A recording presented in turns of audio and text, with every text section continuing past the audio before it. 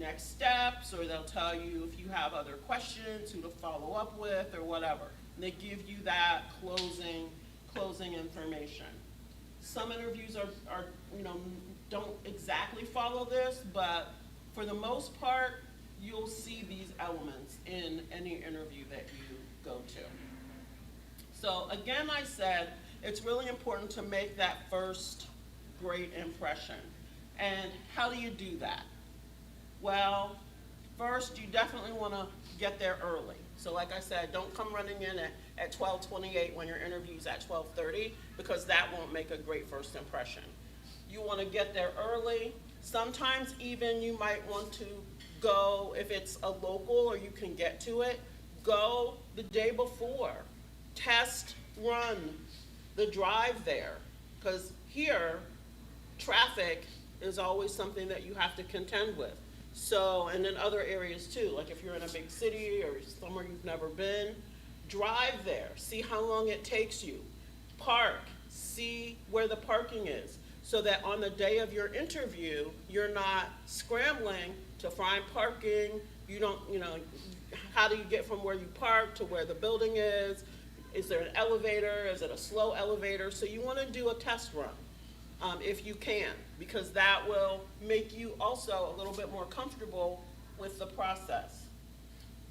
And I use this example, I tell a lot of stories, I said that when I was here the other day, but a lady that I worked with had an interview, and it was in New York, in Manhattan, so she went and she actually got there early, but what happened to her was she's walking by a building and the window washers were washing the windows.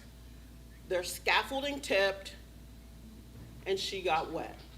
The water just drenched her. She's going to an interview. What do? She's soaking wet. But she was early. So she went into the restroom. She used paper towels and the hand dryer, and she dried herself off as much as she could. She fixed her face, and then she just went for it, and she did the interview. And, probably they looked at her like, why is she wet? But, she did the best job that she could considering the circumstances. But if she hadn't been early, she wouldn't have been able to have time to even try to put herself back together. I also worked with a student that got hit by a car crossing the street on his way to an interview. He didn't get hurt, but he was shaken up. He went to the interview. He did the interview. And then later, he was a little off, because getting hit by a car would probably make you be a little bit off. And then, so they followed up, and he made a comment about getting hit by a car on his way to the interview.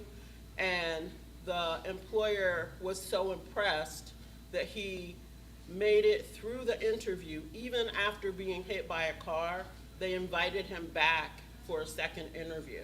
But if he hadn't been early, and if he hadn't had time to get himself together, then that might not have been the case. He also demonstrated a lot of fortitude, because getting hit by a car is not something that you just kind of shake off and go.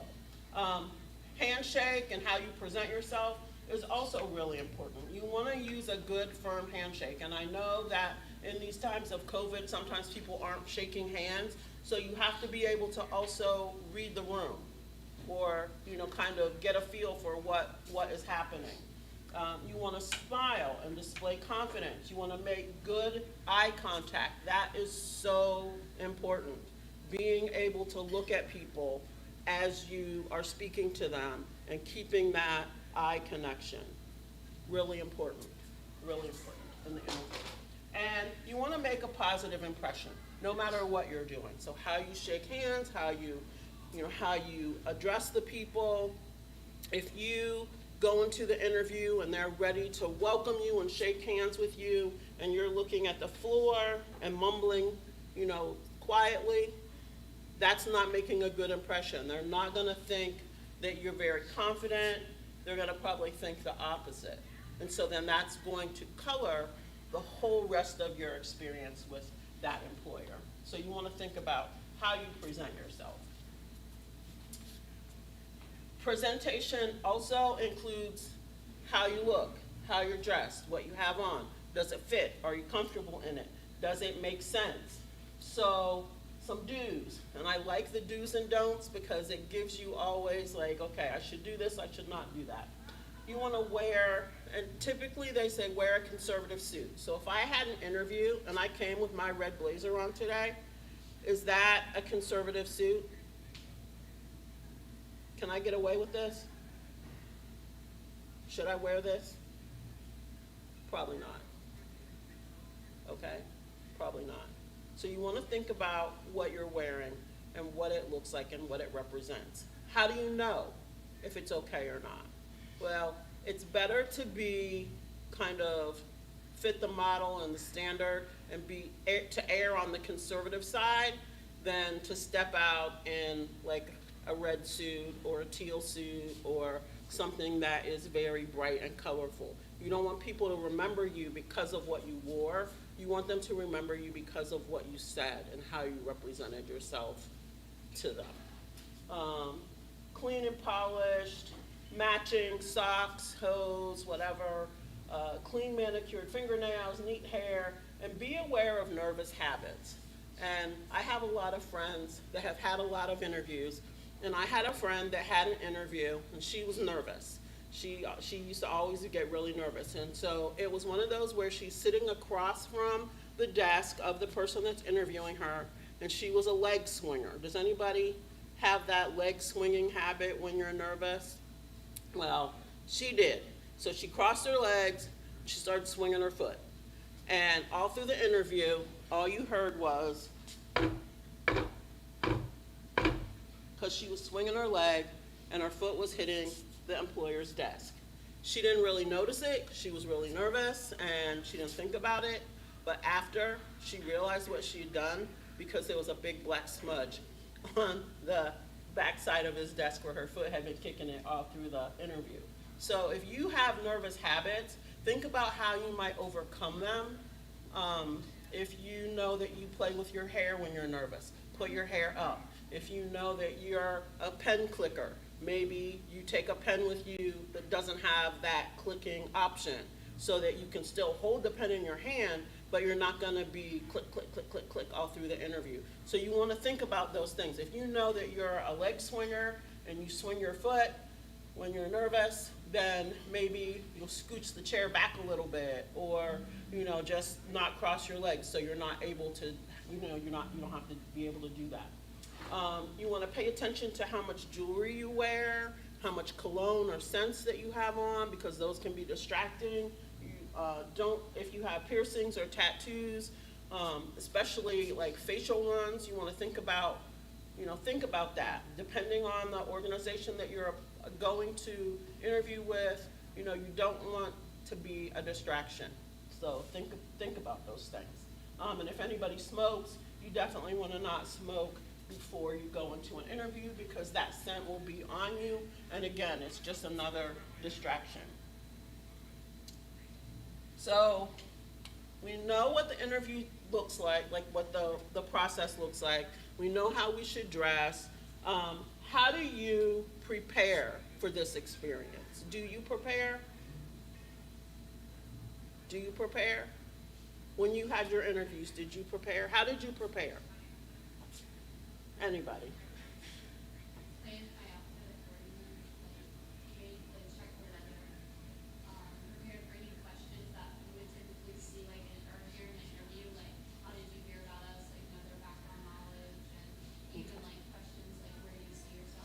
Yes, yes.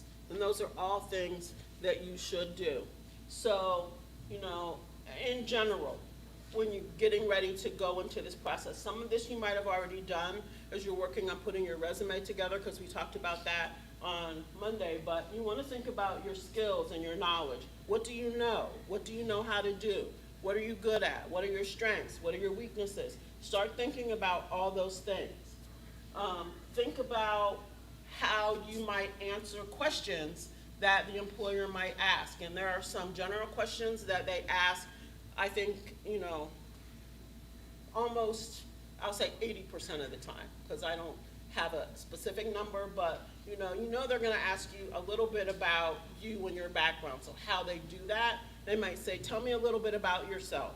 They might say, how does your education fit with this opportunity or whatever. But what they're asking for is for you to give them some information about you. So you wanna think about what information is it that you have and what do you wanna share, what's important.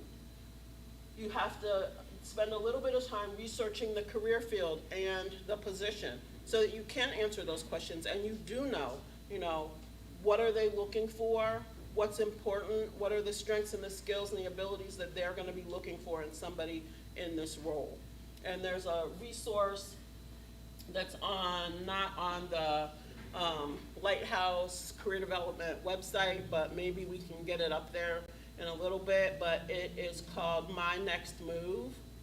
It's mynextmove.org, and it is a great resource for,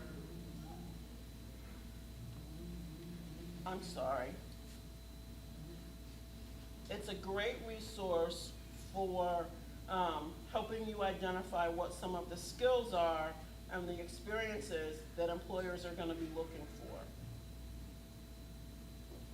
for. You also want to start working on your questions. What are things that are important that you want to ask about as you go through this interview process? So again, you're going to analyze yourself. What are you good at? Know what's on your resume is another important thing. Know what the company is looking for, and evaluate any problem areas that you might have. So people sometimes don't do this, and this is something that can catch you up. So perhaps, it's a company and they have a GPA requirement. Maybe you got the interview, but you don't meet that GPA requirement. Or maybe you're really close. Maybe it's a 3.0 and you have a 2.9, right? So they're gonna say, so this job requires, part of what we're looking for is somebody with this academic background. According to your resume, you're not meeting that, or maybe you didn't include it on your resume because we said 3.0 or better, so you don't have it, so they're gonna ask you about it. So how can you answer that question if they're asking you, you don't have a 3.0, what happened here? You have to be able to answer. So what do you say? What do you say? Do you say, I just messed up that semester? Do you say,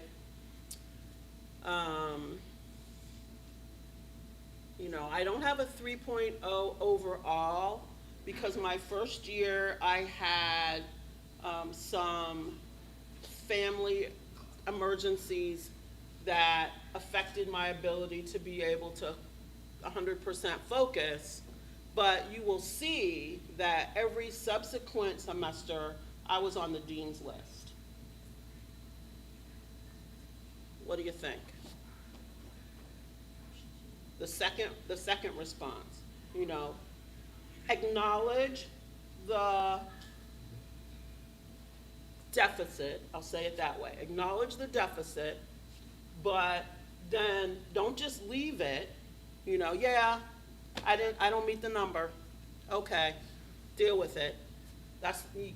They're not gonna deal with it.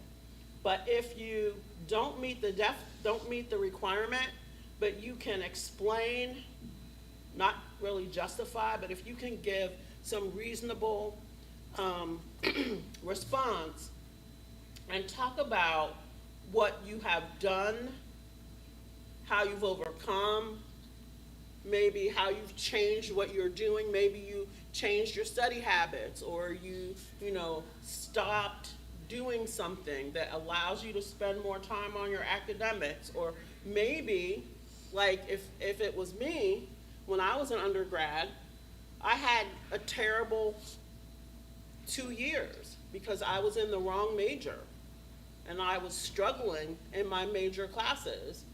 I changed my major. And once I changed my major, you could see 100% improvement.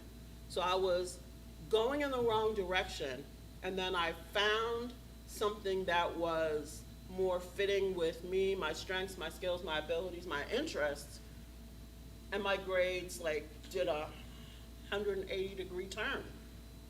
So, as long as you can explain with reason, then that shouldn't be an issue.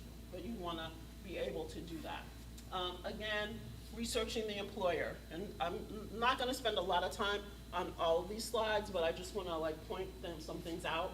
You want to make sure that you research the organization. So where do you look for that information? How do you research the company? You can go to their website. You should go to their website. What do you look for? Their mission statement, their values statements. Maybe look at if they're doing community service, if that's important to them. You might want to look at that. How are they engaging in the community? Have they been in the news? Are they making any changes? Are there things that are happening that are going to impact the organization or this position that you're interested in? So you have to do that background research. You might want to look and see who's their competition, right? What kind of customers? What's their product line? And again, I said I have a lot of stories. I worked with a student one time that had an interview with the Discovery Zone, which is kind of like a Chuck E. Cheese, or it's like an activity. It's a restaurant, but they have games and stuff like that. So the employer asked the student, why do you want to work with our company? And the student said, I always wanted to work with a credit card company, because at the same time there was a credit card, Discover credit card, and he thought the Discovery Zone was Discover credit card. Do you think he got the job? He did not get the job. He did not make a very good impression, and he clearly didn't do his homework. So don't be that student. Know who your company is. And especially that there are some organizations that have similar names, so you want to make sure that you're checking all that stuff out. Look at the company's history, what kind of training, all those kinds of things are important to look at. Where do you look? Company websites, annual reports. Everybody has some kind of social media, so you can always follow them. LinkedIn, see if you know anybody that works at that organization, and you can talk with them. Glassdoor is a great resource for looking at company information. You can see what actual employees within the organization are saying. Dun & Bradstreet is another resource where you can get company information. You might be able to see some of their financial information and things like that. Handshake that we have here at Virginia Wesleyan is also a resource that you can use to help you see some company information about their, what are they sharing out that way. And then you can always Google the organization as well and see if you can get, might look at, the Wall Street Journal or, some of the newspapers and things like that to see what's the company look like publicly. So this isn't actually part of interviewing, but it is part of interviewing. We talked a little bit when we talked about resume, about the summary at the top where you have your 30-second commercial. So you also, in an interview, can use this 30-second commercial when they say, tell me a little bit about yourself. And it's a very useful, handy thing. Some people call it a 30-second commercial. Some people will call it your elevator pitch. Some people call it a 60-second commercial. Whatever they call it, it's still the same thing. It's your introduction, right? And you can prepare this in advance. So you can think about, and include your major, any relevant experience. You want to talk about your strengths, your skills, your accomplishments, what your employment goals are, how you might benefit that organization. And those are things that you can say when they say, tell me a little bit about yourself, or, you're just meeting somebody. So what I want to do is just take 2 minutes. So the first minute, I want you to write down, think about, craft in your head a quick introduction.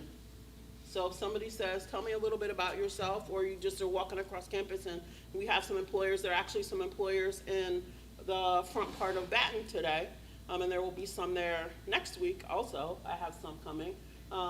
But you're going to take 1 minute to put together your thoughts on what your 30-second commercial introduction would be. And then what I want you to do, if you're sitting at a table with somebody, I want you to stand up, shake hands, or nod or fist bump or something. You wouldn't fist bump in an interview though. Smile and give them your best elevator pitch 30-second commercial that you can. Okay? And I want everybody to do it. We're going to do it real quick just so that you can be talking and I don't have to. So, ready, go.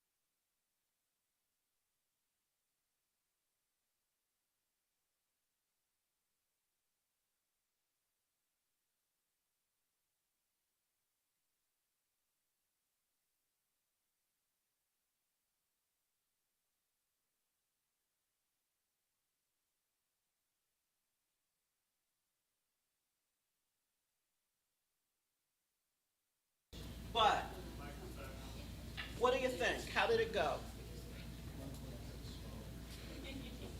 Did it? Have you done it before? What was good about it?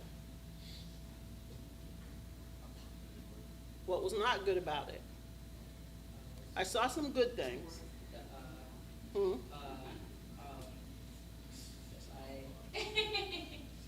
Yeah, that happens a lot, I think.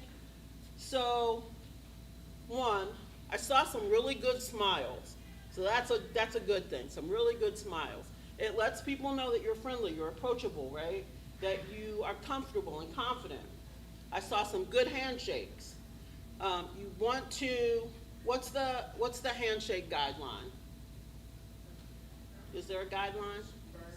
Firm handshake, Do it with your right hand. web to web, right? And one of the tips that someone told me, because sometimes people like to squeeze your hand. So if you spread your fingers a little when you go in for the grab, it's harder for them to, like they won't be able to grip the tips of your fingers and do that tip of your finger squeeze thing. Spread your fingers out a little bit. And the other thing about handshakes is, does anybody well, I won't ask that. Some people get really sweaty palms when they get nervous, and your hands are kind of wet and clammy. If your hands are really wet and clammy, does that make a good handshake? No, usually not. So, what do? Not shake hands? No, you can't not shake hands, right? So, you have to be discreet. You're not going to go, ooh, I'm walking up to this guy. Let me dry off my hand. You don't do that, but you can, discreetly dry your hand off, then go for the shake. Some people also when they get really nervous, their hands get really cold, right? And you don't want to give a cold handshake either. That's almost as bad as a wet handshake. So if you know that, maybe before, if you're in an interview and you're waiting in the lobby, you just like you can sit on your hand a little bit to warm it up, or maybe rub them together. You want to think about like how you can generate some heat in your hand so that it's not as cold, not as wet, not as clammy. And then when it's time for that handshake, you do that good firm handshake, good eye contact, and do your spiel, okay? That 30-second commercial is important. I quickly also want to talk about some different types of interviews. So we know the process, we know, kind of all that stuff, how you prepare, but there are different types of interviews, and sometimes the different types have different goals. So behavioral interviews, competency-based interviews, group interviews, panel interviews, phone interviews, and sometimes even virtual video interviews. And then finally, the last type is an informational interview, which typically you're not meeting the person about a job, you're trying to get some information. So for each of these, I kind of gave like a little bit about what the goal of that type of interview is, and then some sample questions so you can just kind of think about it. But a behavioral interview is the most common type of interview that you will have. The employer is trying to see how your past experience will relate to or predict your future success. Past predicts the future, right? And they're gonna ask you questions. Typically, they are not yes and no questions. They are questions that are like, tell me about a time, or give me an example of. So you're gonna have to do a lot more talking. It's not just yes or no, quick answer. Give me an example of a goal you reached and tell me how you achieved it. They're looking to see what you've done in the past and how you might apply that in the future. So a strategy for being successful in these kind of interviews is to practice, and practice again. In any interview, you want to practice. So we can do mock interviews. You can have your friends ask you questions and give you feedback, but it's better sometimes if you're practicing with someone you're not comfortable with, so you also get that element of nerves, right? You want to develop your 30-second introduction. You want to prepare answers to common questions. Practice out loud in front of a mirror. I tell students all the time, sit in front of a mirror so then you can see what the employer would see. So if you're sitting sideways, or if you're fidgeting, or whatever you're doing, then you will see that, and then you'll know, and you can correct it. You can also do mock interviews. One of the things when you're doing behavioral interviews, another strategy, is using the STAR technique. Has anybody heard about the STAR technique? STAR is situation, task, action, result. So in the situation, you want to describe the event or the situation that you were in. You don't have to go into like all the dirty details, but you want to give enough so that the employer, whoever you're talking to, understands what it is that you're talking about, what the situation is. You want to give information about the task. So here's the situation. This is what I had to do. Then what did you actually do? And what was the result? What happened? So you might use, just as an example, let's see. I'm in a sorority, and we were planning an event, and I was responsible for contacting the guest speaker. So I might say, I'm a member as my sorority, and we were involved in planning our a regional meeting, and so my task was to contact and solicit representatives to do the keynote speaking or whatever.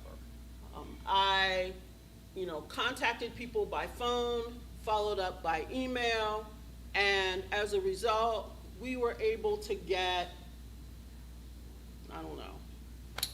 whoever, as the guest speaker, and our event was a success, or whatever. So you answer all the questions, and that didn't take very long to answer. So it helps you so you can be focused and not kind of rambling and going all around by Robin Hood's barn to give a response to a question. You can prepare those a little bit ahead of time if you won't know the question, but like I want to talk about this example or this example or this example. You can pause, and sometimes people in interviewing, when they get asked a question, they just immediately start talking. And some people have to think to talk or talk to think. Talking helps them think. So how do you do that? How do you do that without sounding crazy or without just rambling? You can repeat the question. What I hear you saying, and not exactly, but maybe paraphrase the question. Let me understand you're asking, and then you repeat what they're asking. Or some people say, oh, that's a good question. I would advise you not to answer that way.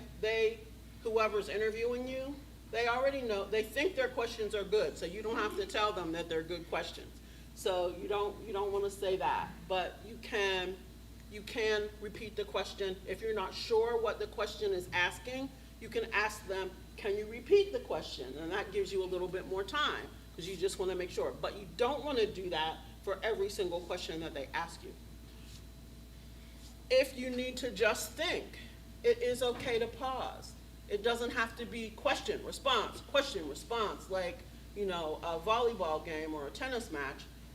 They can ask a question. You can take a second to pause and think. They know you're thinking, and then answer, and be thoughtful in your answer. And be positive. You don't want to give negative answers. And this is, again, the STAR formula. It's briefly answer the question, give an example, state what you learned, describe how it makes you the best candidate for the position. And you can use this for pretty much every question, this format, that formula. There are also competency-based interviews, and these are to see how you handle a specific task. So they might give you like a case study or a scenario and ask you to come up with a solution or resolve it. And you can talk about when you were part of a team, how did you handle XYZ thing, or tell us about a change that you had to deal with. So they're still the same kinds of questions, but they're looking for different things. And sometimes they will actually ask you to do something. I know I've had interviews where I had to do a presentation. They give me a prompt, and I have to actually do a 5-minute presentation so they can see my presentation skills. They can hear my thought process about whatever the topic is. So you want to think about what the question is trying to find out. These are some prep tips for competency-based kinds of interviews or questions. And they're focusing on the skills. Group interviews can be challenging and difficult for some people, because it's not just you and the panel of interviewers, it's you, probably a panel of interviewers, and your competition. And they'll ask you questions, and everybody gets the same question. So where you're sitting in the room might impact your ability to answer, because if you're at the end of the line and the person at the front of the line has answered the question the way you were going to answer the question, you're going to have to think quickly on your feet. Now, how do you change your answer? Or do you change your answer? Can you repeat the same thing that somebody else just said? I think a lot depends on what the question is, but you want to have your own original thoughts and not just repeat what someone else said. And these are some prep tips. And then panel interviews, it's you, the candidate, and there's a panel of interviewers that will ask you questions. That one, for some people, that is hard too, because you have to make sure that you're talking to and responding to everyone. So the good eye contact is really important also. and being sure that as you answer the questions, you might start responding to the person that asked the question, but then you're gonna try to connect with every other person on that panel. So they all, because they all have a vote, so you wanna try to win them all over. And these are some tips. Phone interviews are very common now, or Zoom interviews also, but phone interviews, I think, for people are hard because you don't see the visual cues. You're on the phone with somebody, you can hear them, but you can't see what they're doing, and they can't see you. So you have to think about how you are projecting and responding. The energy needs to come across just as much in a phone interview as it does in a face-to-face interview. We tell people, if you're doing a phone interview, still get dressed. Don't be in your pajamas lounging in your bed. You want to go to a quiet space. You want to, have on your professional clothing, and you might have your laptop so that if you need to take notes or look things up real quickly, but you don't want to be focused on looking things up and scrolling through the company's website while you're talking, because that will come across and you will sound distracted. I had a lady do a phone interview and she was outside.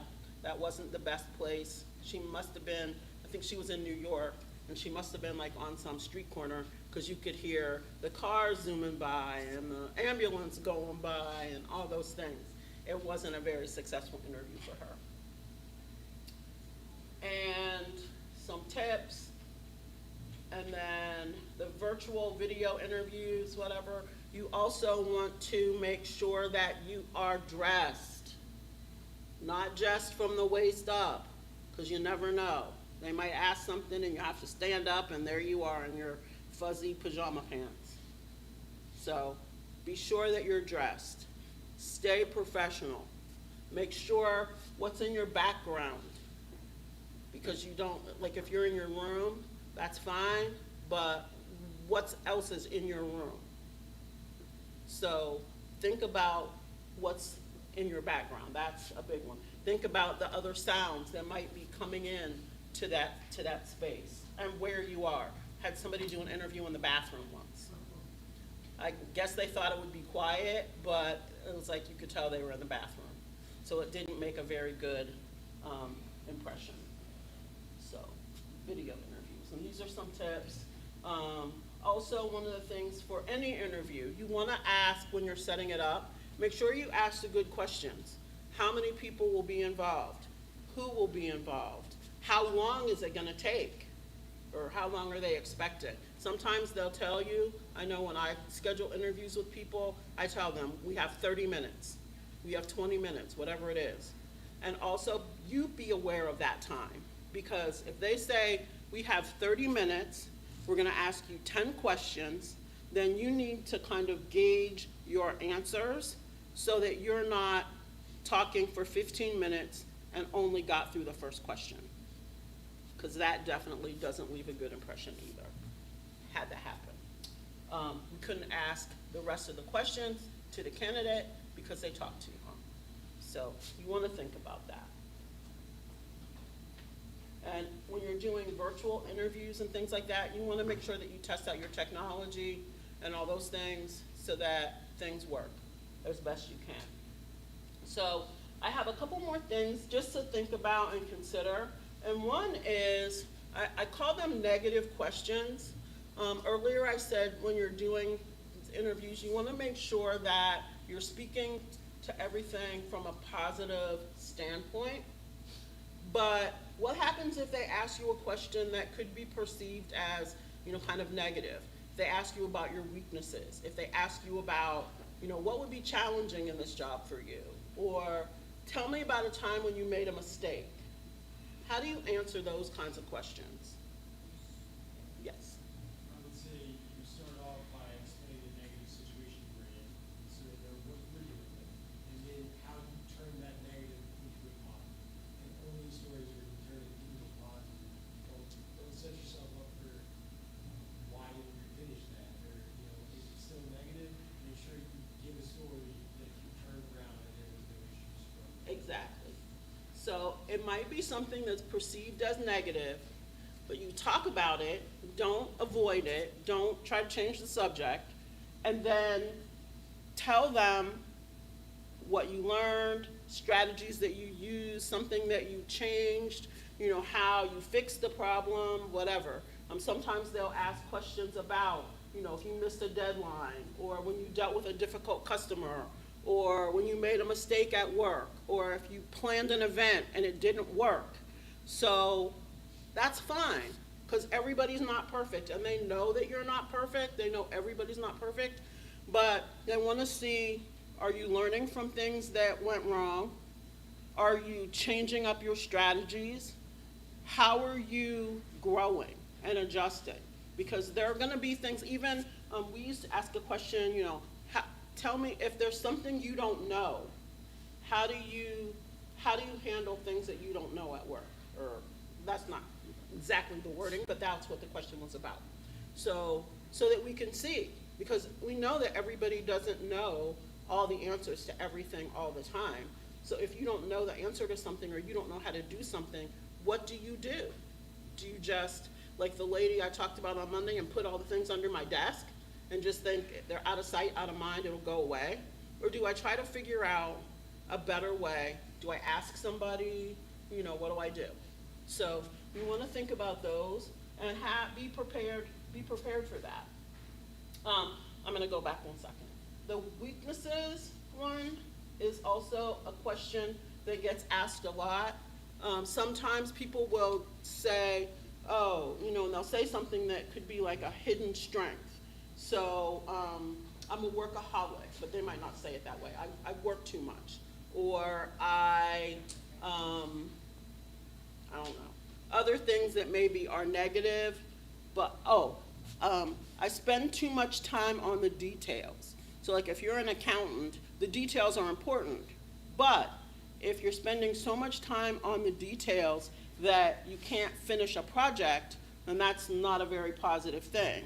But the way you spin it and saying attention to detail could be a hidden strength, but that's not always what the employer is really trying to figure out. They're usually asking you those questions about your weaknesses or challenges or whatever, so maybe they can plan appropriate training for you, or maybe they can pair people on the team together. So if my weakness is, I spend too much time on the details, maybe I need somebody to work with me that sees the bigger picture and misses the details. So then we have a complete set. So sometimes employers are asking those questions not because they're trying to trip you up, but because they really want to know so that they can have the best functioning team possible. So giving an answer, being honest, but not just saying, I'm late all the time,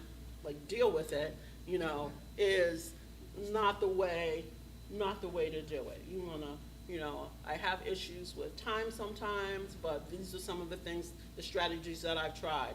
I set 2 alarm clocks, one is for across the room. I have an alarm on my phone. I use my planner, like whatever those strategies are. So then I have this also that kind of follows. Can they ask you these kinds of questions in an interview? What's your marital status? Do you attend church? What does your spouse do for a living if you have one? Things like that. Do you have daycare for your children if you have children? How do you get to work? Where are you from? Yes. You can ask things that have to do with your job specifically, correct? Nothing more than that. So Yes. I guess they could ask you about daycare and you a child so you can come to work. That wouldn't be appropriate. If you were saying, hey, are you planning on having a kid anytime soon? I think that's a little too. Yes. Yes. Exactly. So we talk about illegal questions, but that might not be the right way to say it, but basically employers shouldn't ask you about race, gender, religion, marital status, age, disabilities, ethnic background, country of origin, sexual preferences. None of that stuff has anything to do with your ability to do the work. So, you want to pay attention to those kinds of questions. Most employers know, but actually recently I had an employer that asked a student a question that they probably shouldn't have asked, and the student didn't know, like, should I answer, should I not answer? If I don't answer, how do you deal with that? And so we talked about like maybe some strategies. Sometimes even the simple repeat the question back to them so they can hear what they really asked, and then they'll be like, oh, that's not what I meant. Because I think sometimes people say things, they're not thinking about how it translates, and so that might be a way to do it. So you want to think about those things. And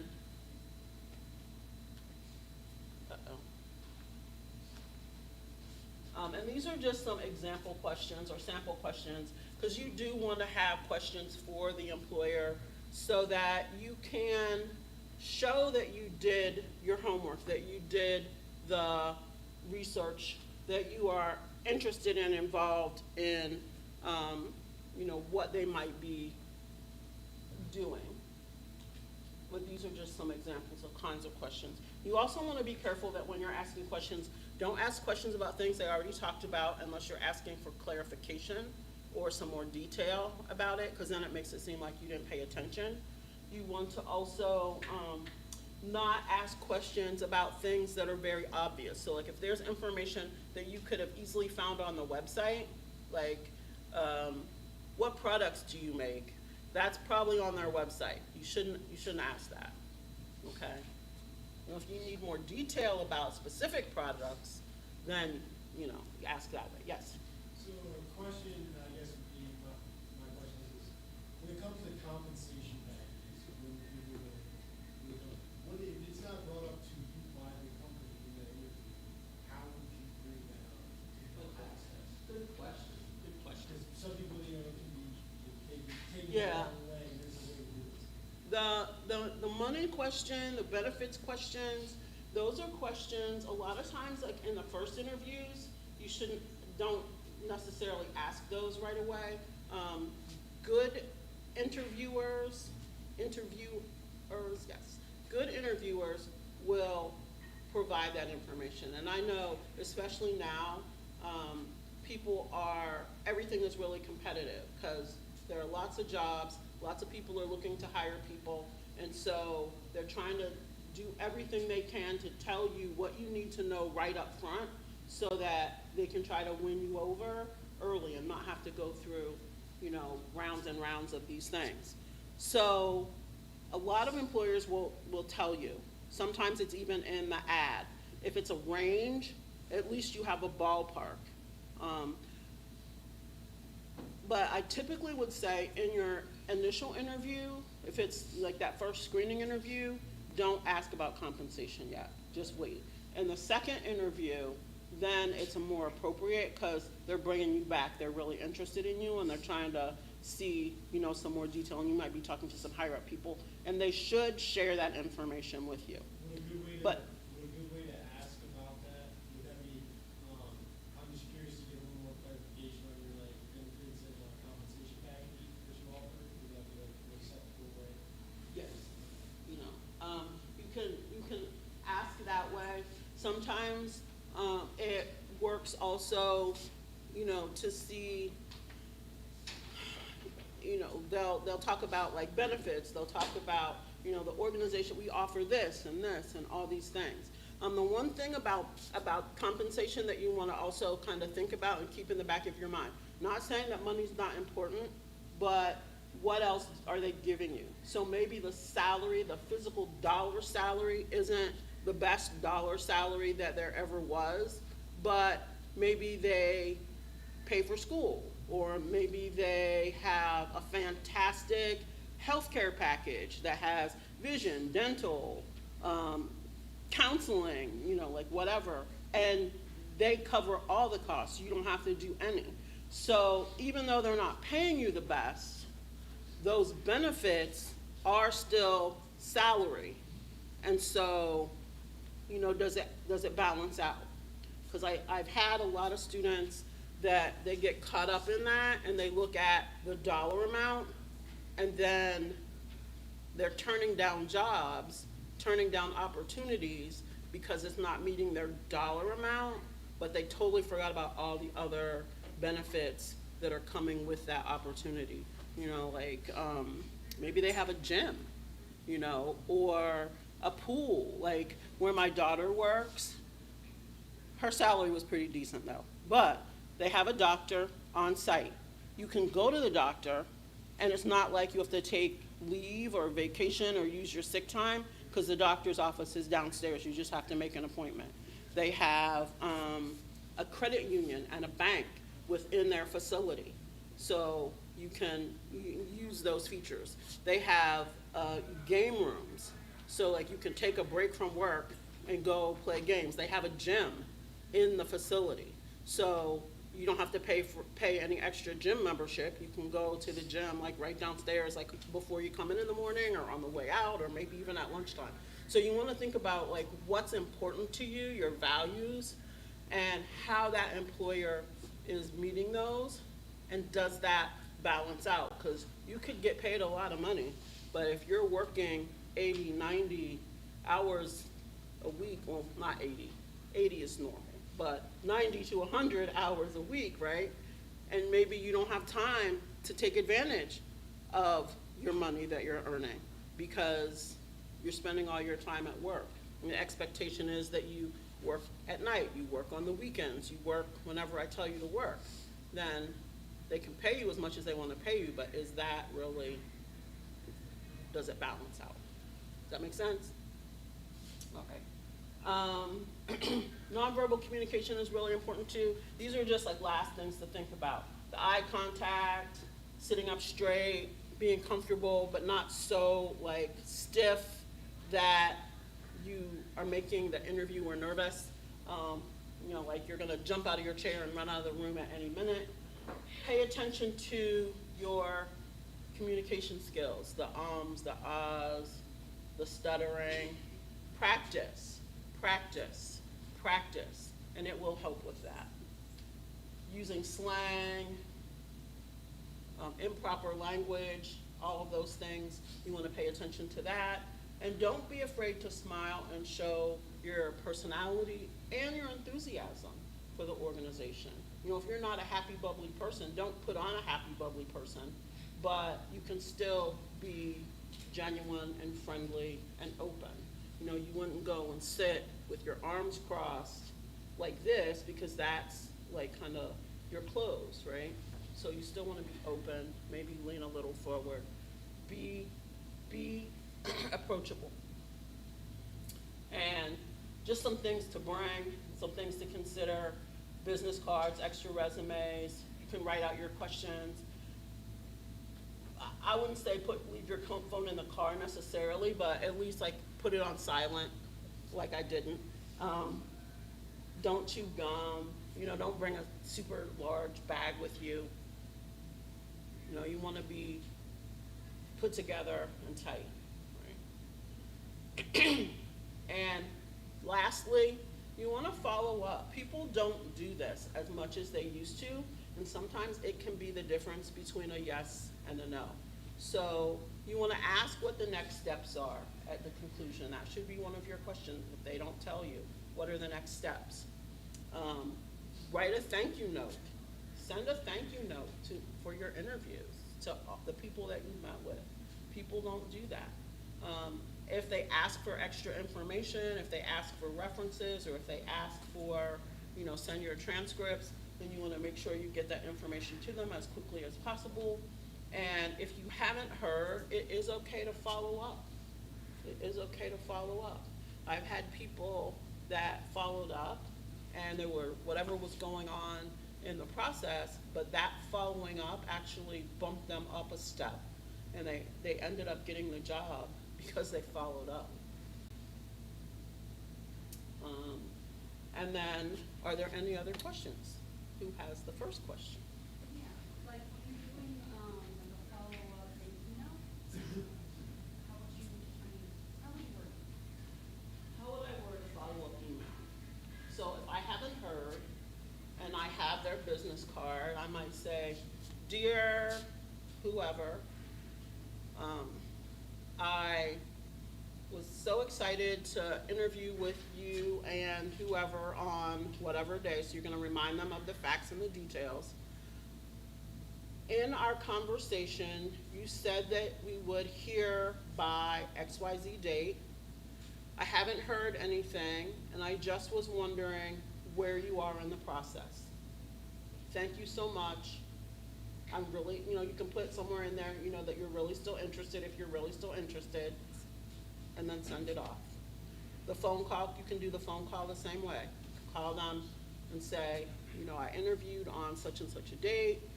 We talked about at the end of the interview that we would hear by, I haven't heard anything, and I just wanted to make sure I didn't miss anything. I'm following up.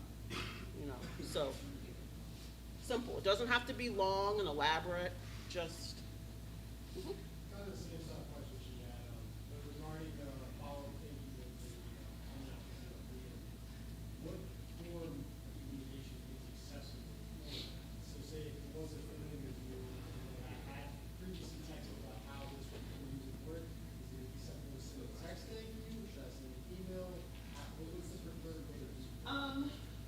In that case, I think it depends on the interaction with the employer. So if you've been communicating with that employer by text message, maybe they're on the road a lot and they're not getting emails, so it might be appropriate to send a text, but you always want to think about, does this need to go to anybody else? So if you met with 5 different people, are you gonna send them each a separate text, or can you send an email?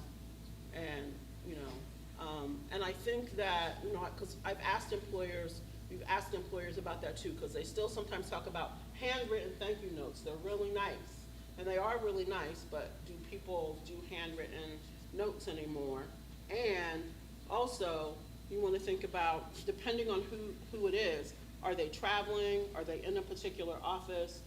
How are they going to get that information as quickly as possible? Because if you write out a handwritten card, you got to get a stamp, take it to the post office. Depending on if you interviewed on Friday, you're not going to really be, it just takes too long. So if you send them an email, they'll get it. They can check it. It probably came to their phone, and then they'll be like, wow, I got this. I mean, I have gotten handwritten thank yous, which was nice, and then I pass it around to all the people in the office that were in the committee. But email was fine. That's probably the best way. Because I think also when you do text, sometimes people tend to get too casual with their text, and then that can hurt you. The same with emails. Keep everything professional. Keep everything professional. Any other questions, comments? Did that help? Was that useful? And then once again, if you want individual information, if you want an appointment or meeting or whatever, Calendly or the QR code is there, my email address is there, and I also was handy with my information again. So the presentation is there, as is a packet of information that has sample questions, tips, strategies, a lot of the information that I shared that's in the PowerPoint that is just read. Okay? Does that help?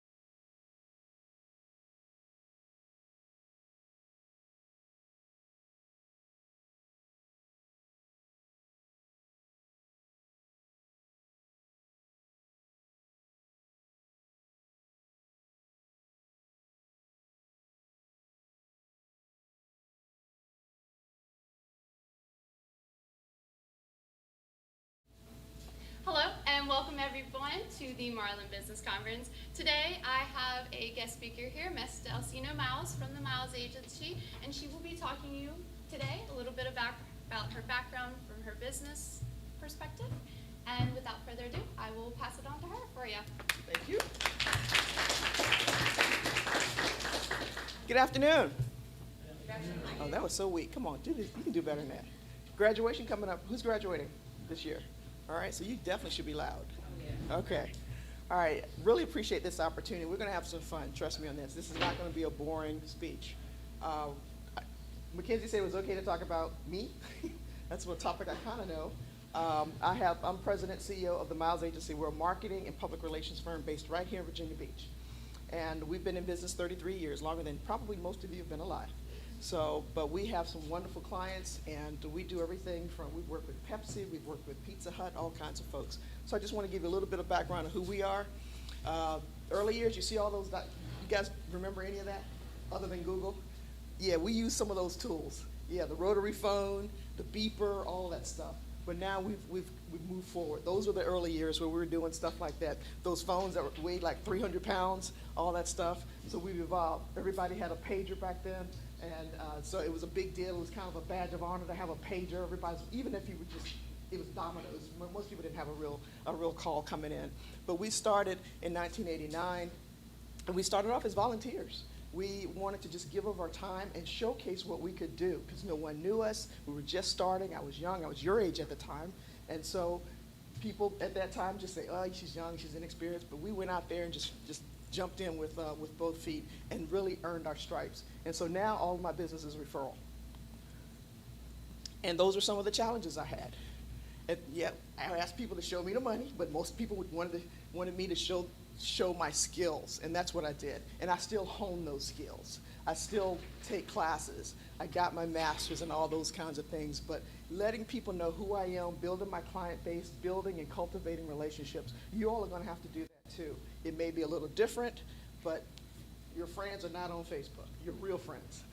So I even hate they use the term friend because it sort of devalues what a real friend is. So cultivating real relationships with my clients. I know their birthdays, I know their anniversaries, I know their kids' names, all that stuff. I take them to lunch. That's probably why I'm 50 pounds heavier than I was then because I do a lot of lunches. Matter of fact, I dashed over here from a lunch with clients, telling them thank you. And I volunteer my time too. I'm on the board of Tidewater Community College. I'm on the boards of all kinds of stuff. Matter of fact, I'm on a board with Dr. Miller. And so it's my way of giving back. But those are just some of the obstacles I faced, but we've overcome them. And so you'll see that I let nothing get in the way. I'm not wired to be a 9-to-5 kind of girl or cubicle, nothing wrong with that, but that's just not how I'm wired. And so I knew I liked going out there, and if my income's gonna be fixed, I'll fix it. That's my attitude. I'll fix my own income. And so, and my prayer is always for increase in contracts so I can have more to sow into the kingdom, to sow into the lives of others, whether that's creating scholarships or supporting causes, those kinds of things. So that's the prayer. It's not so much more money for me, but more resources to sow into the others. So that's, but I've overcome those, and so proud to say we're moving forward. All right, everybody has a cell phone, right? Take them out. How many of you can say that? Take out your cell phone. All right? Text that number. That's my cell. Yeah, text. That's my number. That's the number you're going to be texting to. All right? That's 757. Y'all too young to be squinting. All right, 757-617-0019. Yeah, I'm not calling names. Just saying. Everybody got it? Everybody got it. I want to be fair. Everybody has a number? All right. The next slide's going to be the question. First one that reaches my cell gets a prize. You ready? Everybody ready? Okay, that's the question. Who is the chair of your board, the board of trustees here? You can give me the last name only is fine. First one that gives me the correct answer. All right, let's see who I get first. What do y'all got? 2G? Come on. All right, let's see. All right, let's see what we got. Okay, I got some coming in. Let's see if you got it right. Well, that one's blank. That doesn't work. Somebody gave me their name. I don't want your name. I want the name of the board, of the chair of the board of trustees. No, Pruden, Wilson, Pruden, Seward, Good. Ah, got one. Last four digits of the number is 0840. Who's that? Come on up. What's your name? Spencer. What is it? Spencer. Spencer. Here's $50. Thank you. That's how that works. All right. It pay, knowledge is power, and it pays. That's how we do this, y'all. That's how I roll. Okay, John. Yeah, that's the answer. The correct answer is John Malvin. That's the chair. You get it? Now you see how this works. I'm gonna do this 2 more times. Get ready. Not now. Not now. All right. Do I have your attention now? Okay. All right. Simple stuff. This is nothing new. Simple. You all know this because you're here in college and you're doing well. You know what hard work pays off. You want to get those good grades. You want to graduate on time. You want to get gainful employment. But that's what it takes. Y'all know this. I'm not telling you anything new.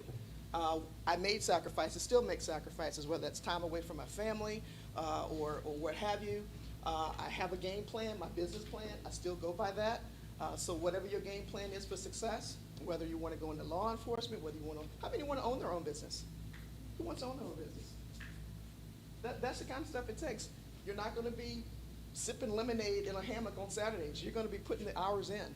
That's what it's going to take. And also surround yourself with folks who are where you want to be. Develop some sort of advisory board, an advisory committee of folks that you trust. Whether they don't have to be necessarily older than you, but they could be just as smart as you. Listen to your client. Listen to the folks you want to get advice from, and you never stop learning. Like I said, particularly in my area where you have a digital marketing and all those things have evolved since the days that you saw that first slide of the big old cell phone that weighed 20 pounds. And then I always pray and trust God. That's something, if that offends you, I'm sorry, but that's my base. That's what helps me get through a lot of this stuff. When times get tough, many, many times, I'm going to be real with y'all, many times I wanted to quit and stop and just go get a regular job because I was that discouraged. But something in me just said, keep going, keep going. And so 33 years later, I'm still going. But that is important. It's the last bullet, but it really should be the first bullet because that's my foundation. And when I said I volunteer to showcase my skills, serving on these boards, giving back, things that I'm passionate about, education, the arts. I'm passionate about all those things, whether it's the aquarium, whether it's MoCA, the Museum of Contemporary Art, whether it's Tidewater Community College or other charities. I try to support those things, and I still volunteer my time. And believe it or not, a lot of times I get referrals from the folks I serve with because they see the passion, they see my commitment to excellence. I don't sacrifice excellence just because I volunteer. I give as much into something I don't get paid for as what I do get paid for because that's why I'm passionate about it, all right? And we've gained momentum. Yeah, that's one of my favorite actors, plus he's fine. Okay. Idris Elba, for those who may not know who that is. When we first started, we took on smaller clients or nonprofits. Again, some of them didn't have big budgets, didn't have a lot of money, but we were passionate and wanted to help them. And so that's how we really got our name out there. We started volunteering our time. We started serving on these boards, but we also, some of them only wanted a press release or help getting some promotion for their event, particularly the smaller nonprofits. Those are the steps we took, that hard work and sacrifice is what we did. Or we partnered with larger advertising agencies. Also, we were subcontractors. That's another thing. If you want to start a business, team up with someone who's in that industry and work with them and start learning as much as you can. We found our niche. What we do now, it's what we call community engagement, primarily with the public sector, like VDOT, the HRBT, big expansion, all that construction. That's one of our clients. The Portsmouth Casino.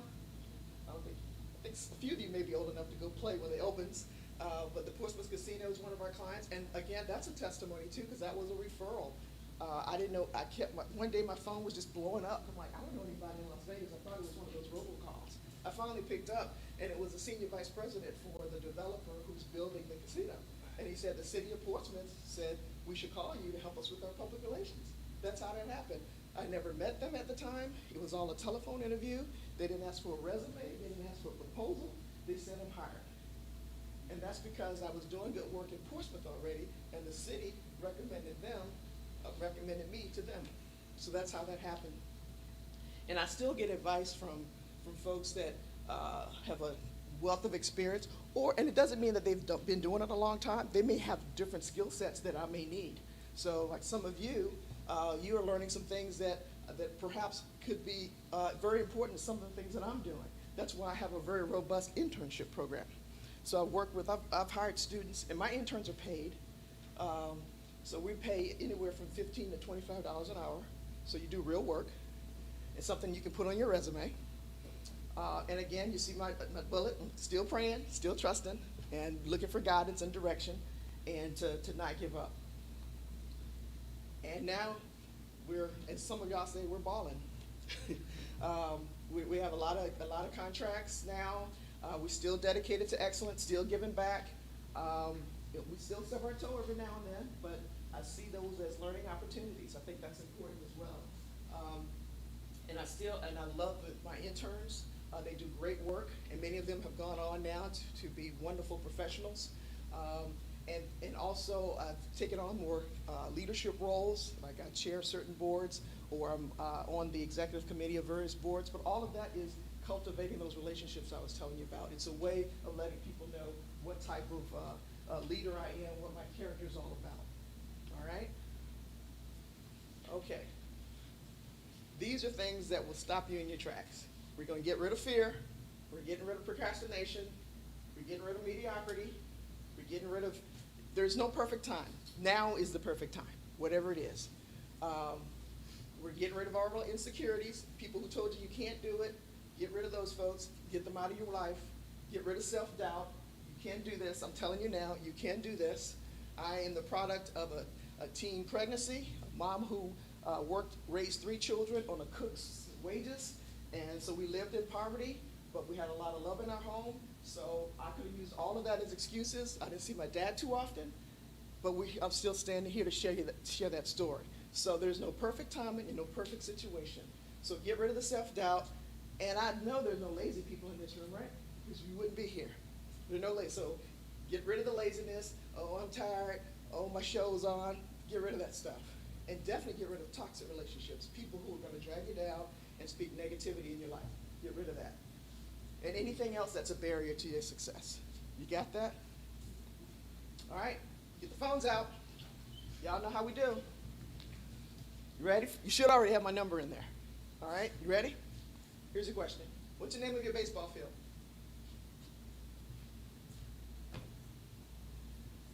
All right, let's see what y'all got. All right, let's see. All right, last 4 digits are 1366. Who's that? Okay, come on up. You know what I do. There's $50. There you go. All right. And you're right. That's the name of your baseball field. Everybody good? All right. Let's see. Keep this going.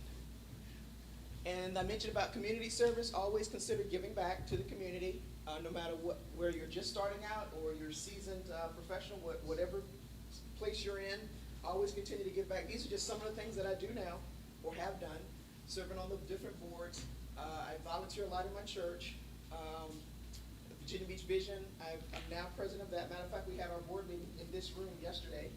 And I mentioned TCC. I served on the Board of Visitors for Christopher Newport. So you can see higher ed is among my passions and things that I try to be engaged in. And there's a lot of other stuff, but it's just stuff.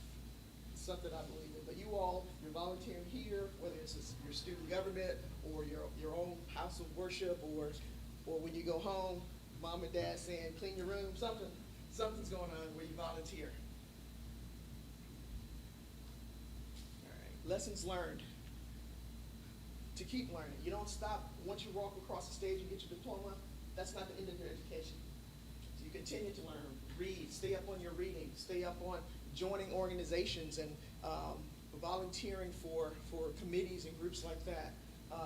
Giving back is something that our mom instilled in us at a very early age. It started in our church, and she always kept us active and busy. We were never idle. My mom didn't believe in us having summers off. We either were playing sports or doing something in our church. And it's okay to ask for help. So whether that is, how do I do this, how do I do that, it's okay. Matter of fact, that's not a sign of weakness. It's a sign that you want to grow and learn more. And you're equipping yourself to prepare for the success that's ahead. And just because you failed, that's not going to last. It's a temporary situation. Learn from that failure and keep it moving. And always stay encouraged. And I'm going to give everybody my card. You already have my cell. If you ever need someone to provide some guidance or direction or connect you, I've been told I'm a connector. So if I can connect you to something that will help you propel you forward, happy to do that. All right, just tell me that we met here, and be happy to do that. And no one in this room better ever give up. So I want to be reading something in Wall Street Journal or your alumni publication or something of the great things that you're going to be doing or already doing. All right? And if you're interested in interning with us, just go to that website. We have an internship page there, and you fill that out. And once I see Virginia Wesleyan, you're hired. It's that simple. See?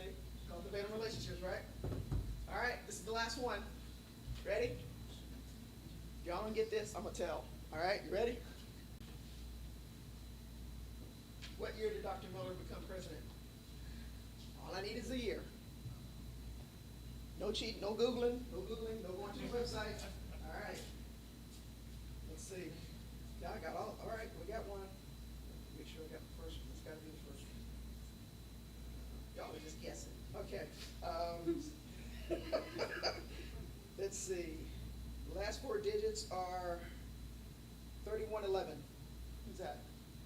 Oh my Are you serious? I'm donating it to the Marlin Business Conference. No, next. All right, he had the right answer, but let's go next. Y'all are just going right through the alphabet here. All right, he's the only one with the right answer so far. All right, here's another one. All right, last four digits, 0278. Here. All right, finally got somebody on this side. Yeah, 20. Good job. Thank you so much. You're welcome.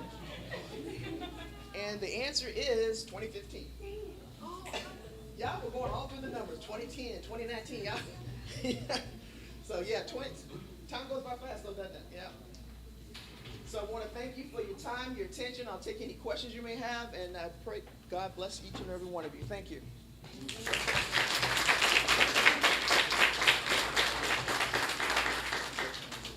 Questions? Yes, sir. You said that you worked with some of the larger companies like Pepsi and Pizza Hut. Those were clients. Clients, yeah. Mhm. So are there any differences when working with a larger company and a more small company, and like which do you like more? I like the larger ones because you have more to work with in a sense. But the smaller ones, they can pivot faster in terms of what they want. So I've done both. But a lot of the clients I have now are like the City of Virginia Beach, state agencies and folks like that. And they have a certain culture and things are sort of regimented. And so that sometimes can restrict your creativity. But the smaller ones are, particularly the private sector, like with the casino, I pretty much can got it, roll with it. So, and they're very receptive to the ideas. And that's why they hired us, because we have the local knowledge. And they're out of like Chicago. And so they wanted someone local, and so they're very receptive to the ideas that we bring to the table. So it's a blank slate, and I love that. Other questions? Yes, ma'am.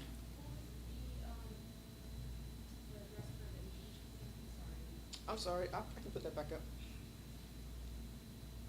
Yeah, she wanted the address for the internship. That's my website. Other questions? Yes, ma'am. How large is your staff? There are 12 of us. Yep. And most of those are like 1099s, so they're independent contractors. So their taxes and all that stuff is theirs. That's the new model that I like, because I've done the paid staff, payroll, and I think they forgot I was not social services, so you have to kind of earn it. So, but this way, I work with all independent contractors. Yeah, so there's about 12 of us. Yes, ma'am. Yes. For your internships, what do they like entitle? Is it virtual? Is it in person? Depends on the project. Some are both, or either or. So There, some clients like the face-to-face now that things are relaxed a bit, and some still wear masks, and that's cool too. And sometimes we meet virtually, but it's going sort of back to where it was, where we can do some in-person stuff like this. Yeah, so it's a little bit of both. And then as far as schedule for internships, it's flexible. It's based on your availability.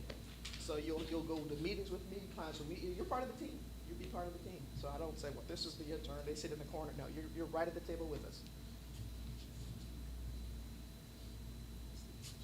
Yes. You talk about cultivating relationships a lot. Would you say it's hardest to get the foot in the door at the start, or to finish up building that relationship and carry that person into the front? Well, getting in the door, let me go, I'm gonna have to dial back to 33 years ago, because it was harder then because I didn't have those relationships. So I tried to find someone that I had something in common with. It could have been somebody at my church, it could have been someone that I volunteer with. That's that big part about volunteering, you start building relationships that way.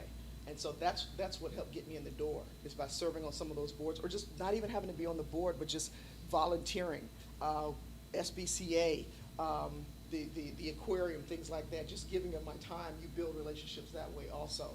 And then those can turn into clients as well. But yeah, to answer your question, it's hard to get that relationship going, but once it does, and you cultivate it and give it back, it's not all about what's in it for me either. I want to make sure I'm doing something that's positive and impactful for them as well, without always looking for something in return. And that's when I get the most success. If I'm in it selfishly, it's like, okay, I want my name up here and name up there. I don't do that. A lot of times I'll donate to something and tell them, for instance, I think it was the Volunteers of America. I sponsored a table, but I'm not going to go. I told them to donate the seats to millennials, young adults who couldn't afford the ticket. That's the kind of stuff I'm talking about. Yes. I'm sorry, you had a question there. Okay. I noticed your agency primarily deals with niche marketing, where it's a full process approaching that with clients. I'm sorry. I noticed that your agency typically deals with niche marketing, Mm-hmm. which is a full thought process when you deal with clients and approaching them. Well, a lot of times the client will tell me what they're looking for. And so I tailor our services to what they're looking for. So if they're looking for just public relations, or they're looking for outreach, in other words, take them around and introduce them to people like I'm doing with the casino, or it could be helping them to promote an event. So that niche will be defined by the client. And so that's how we just tailor what we do to what they're asking for. Quiet over here. Y'all had heavy lunch, is that what it is? Any other questions? Yes, sir. How many different areas have you tried to start your career, and I guess what area has provided you the most opportunities? Would it be this area down You here? mean geographically? Yeah, down here, and Richmond. Yeah, we do most of our business here, but we do quite a bit in Richmond also. Anyone else? Yes, sir. Looked like you had a question coming. I'm trying to think of a question right now. Okay, all right, we'll come back. Yes, ma'am. While facing challenges, Mhm. what kind of things did you do to keep you motivated and go into the hardest points? Well, one, I had a great family structure, support system, and some good friends. And then, as I said up there, a lot of prayer to be encouraged, and surrounding myself with folks who've been down that path, who encouraged me. And I had mentors. And I sought them out, and they were very helpful. People that trusted, that I could trust, and that kind of helped build me up, and provided even contracts. Some of those larger agencies, that, for example, that I work with, they would give me a subcontract, for example. They're working on a big contract, and they'll give me a piece of that. And so those kinds of things helped build me up and support what I did. As a matter of fact, our speaker at yesterday's meeting that was held here, he was one of my first clients. He owned a bunch of Burger Kings and Pizza Huts. And I was just starting out. And so he had no reason to hire me. I was new, but he did. And so that was the beginning of something that was, and he's been a friend all this time and all these many years. So it's things like that, running into the right people. And I really did mean get rid of the toxic people, because I had a lot of people who tried to discourage me, to say this can't be done, or you're a woman, or whatever. When I started, I had a male partner, and sometimes when I found someone who had a very narrow focus, I sent him in to get the deal. So we got the deal. And I since bought him out, and so rebranded, and here we are. Yes, sir. So kind of continuing on that thought of like surrounding yourself with people who are gonna elevate you, would you say like that's probably been one of like your most important factors of success? Absolutely. Surrounding myself. His question was, has choosing to surround myself with positive people, has that led to success? Absolutely. Still to this day. To this day. So I still, toxic people, first I try to give them some grace. Maybe they're dealing with something, or they forgot their medication. I don't know. But for the most part, I give people some grace. But, if they continue to be toxic, then no, I have to remove that from my life. I can't have that. And sometimes that's family members. So I'm just saying. Yes. You mentioned continuing education would kind of be able to gain expertise Mhm. and just new methods in which marketing is being done as Mhm. the years come over. What was your decision on getting your master's in communications versus marketing? Why did I choose? I'm sorry, what's the question? What was your decision on getting a master's in communications instead of just Because this is very yeah, one is to gain those new skills, because I don't want my skills to get outdated. And so, so I got my master's 2014 at Regent. And I'm now teaching there. They hired me to teach graduate level public relations at Regent. So, so I just thought it was important to make sure that I'm up on my skills. And that's another reason I love having interns, because you all are learning new things. And so I learn as much from my interns as you may be learning from me, because you're learning new skills right now. You're in the classroom learning the new technologies, digital marketing, those kinds of things. So I'm learning just as much from those interns as they may be learning from me. So that was my motivation, is to continue to keep my skills sharp. Yes? So my question is, what specific advice would you have for a few hypothetical college students who are looking to start something up, but also trying to balance school with that? How to balance? Yeah, like how to balance and sort of what things to focus on when trying to get something off the ground. There's this powerful word in the English language called no. You can't do it all, at least not all at once. So that's when I said, write down your plan, have something you're writing that you can go by. And if any of you want to do that and wanted me to review it, I'd be happy to do it. Send it to me. My card is up here. What is it you want to do? Write the plan out when you want to do it, what you want to have accomplished in 22, 23, 24, and 2025. Certainly finish your degree, finish your education here. Continue to equip yourself to prepare yourself for that success. But at the same time, what are the priorities for you? There's some. I told you about sacrifice. There are going to have to be some sacrifices. So if your buddies want to go down to the ocean front and hang out for college beach weekend, it's either that, study for midterms, or what have you. So you have to make those tough choices sometimes. But have a written plan of what you want to do and what you want to accomplish with some timelines on it. Don't just say, I want to be a millionaire by age 25. How are you going to get there? What are the steps to get there? And what are you passionate about in terms of what type of business you want to get into? If you're asking me, like. Well, it was hypothetical, but sure. Well, personally, I'm really into art, Okay. digital design, graphic design, and stuff like that. Okay.